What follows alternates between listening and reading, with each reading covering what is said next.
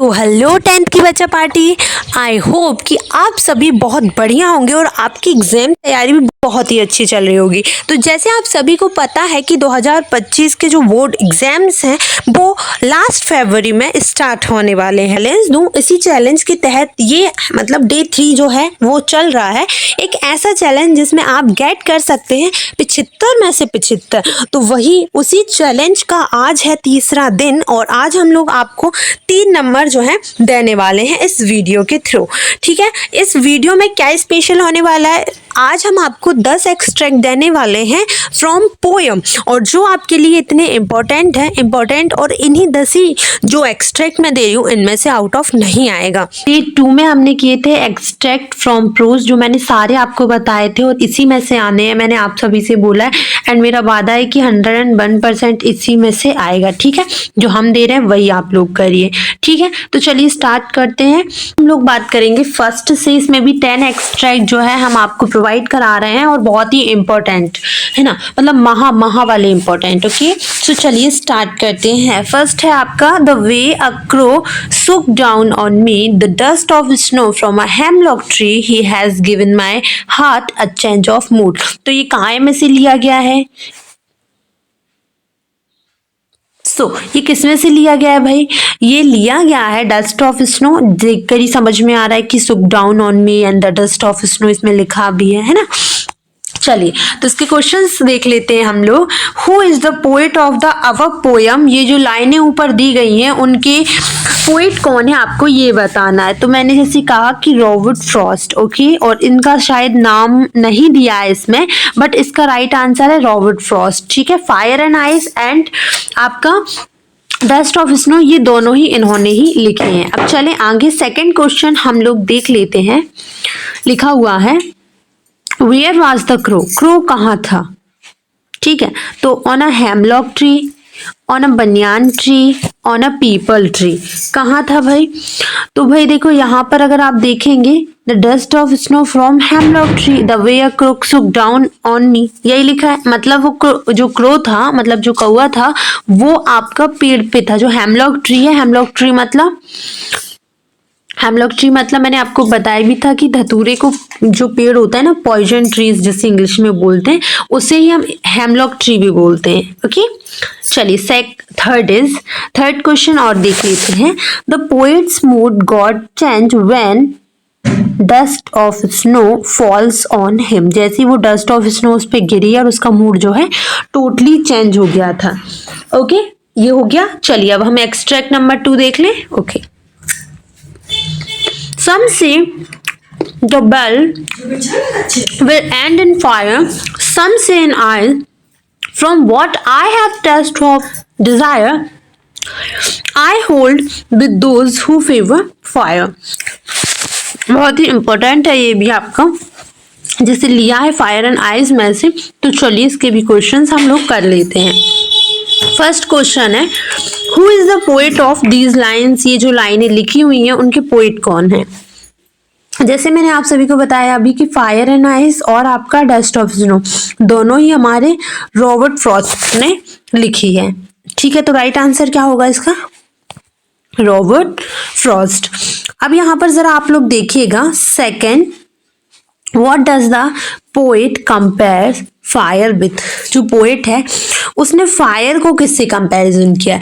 अब मैं आपको बता दूं कि इन दोनों में बड़ा ही कंफ्यूजन है, आइस और फायर में, कि किसको किससे, हेट्रेड से किसको किया है और डिजायर से किसको किया है। तो देखिए फायर को किया है डिजायर से, फायर को जो है ना वो डिजायर से कंपैरिजन मतलब किया है।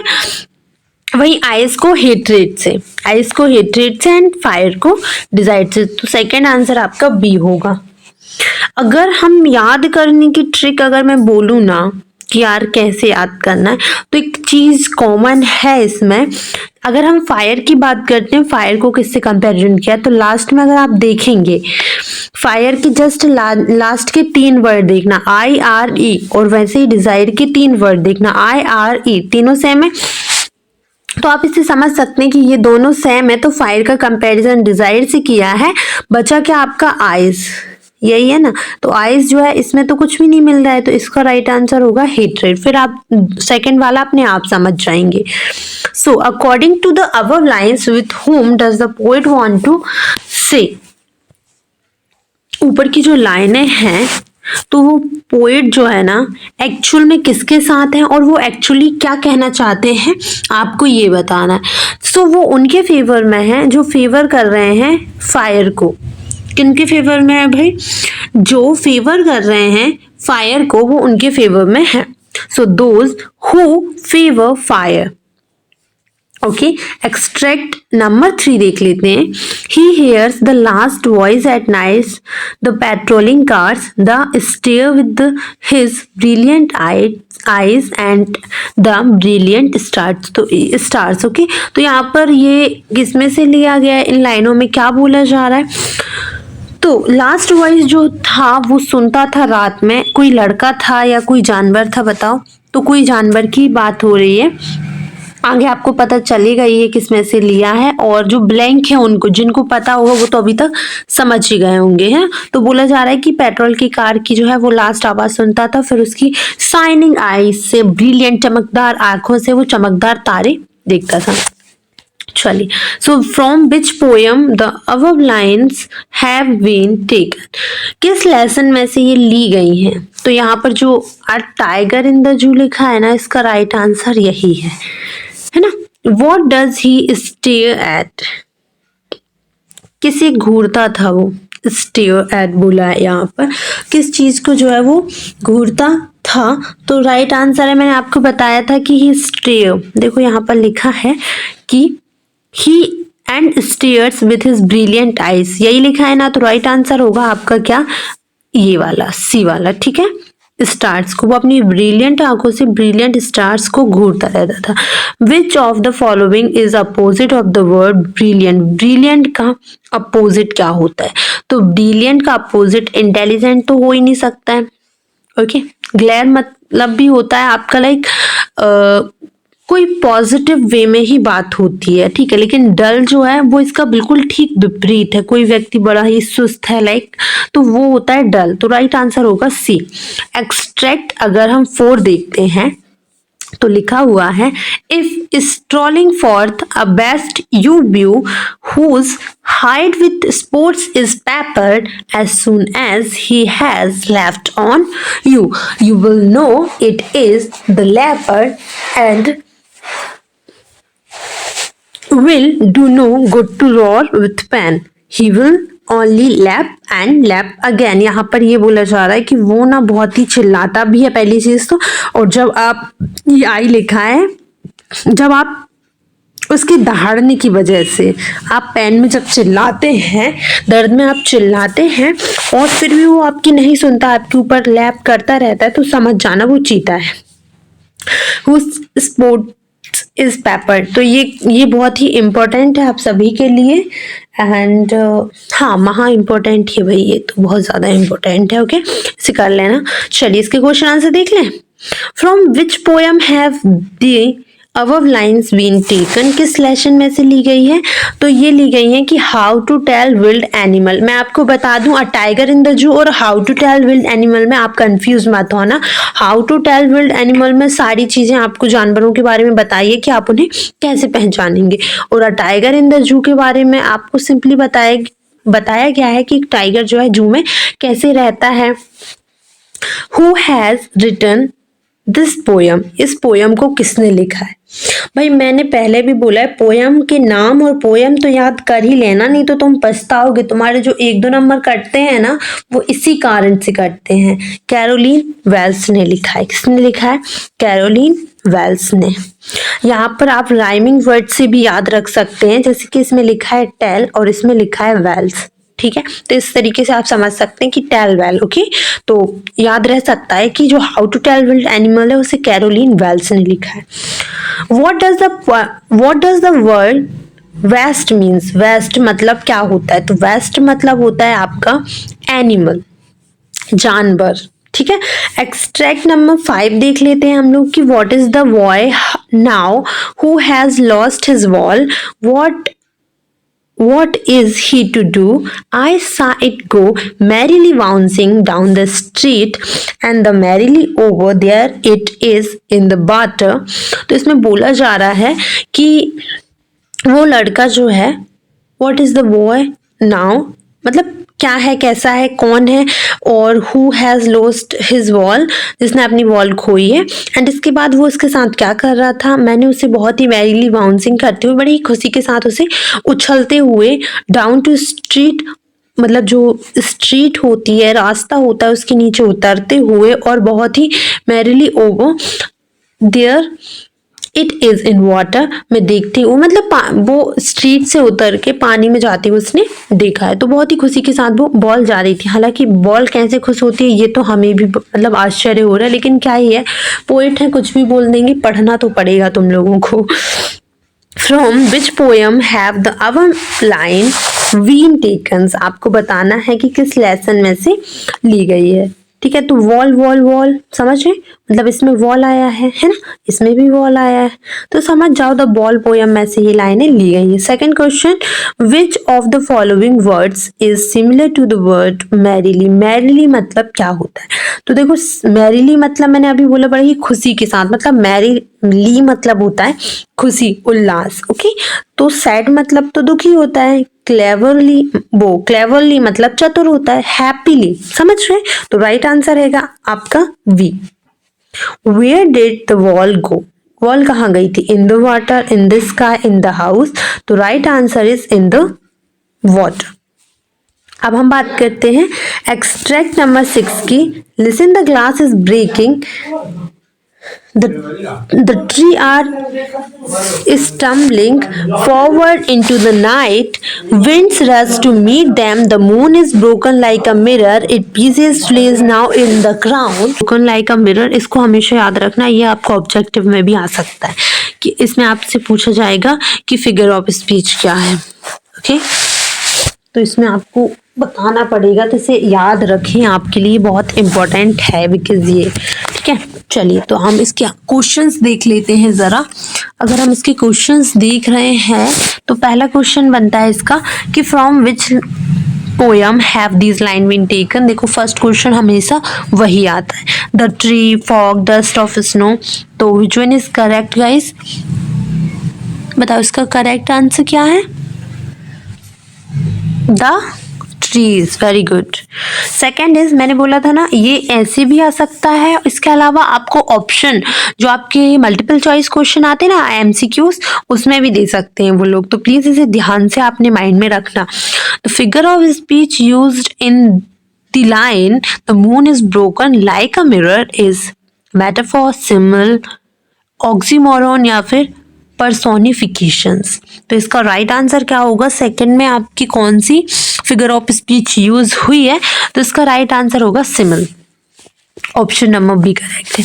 Opposite of forward is a, तो is sorry the opposite of forward is, forward का अपोजिट क्या होता है बताओ, कमिंग, गोइंग, बैकवर्ड, अब तो backward is the correct option. ठीक है, चलिए एक्सट्रैक्ट नंबर 7 देख, ठीक है, तो चलिए अब हम एक्सट्रैक्ट नंबर 7 लिखा हुआ है, I sit inside doors open to the veranda writing long letters in which I scarcely mention the departure of the forest from the house.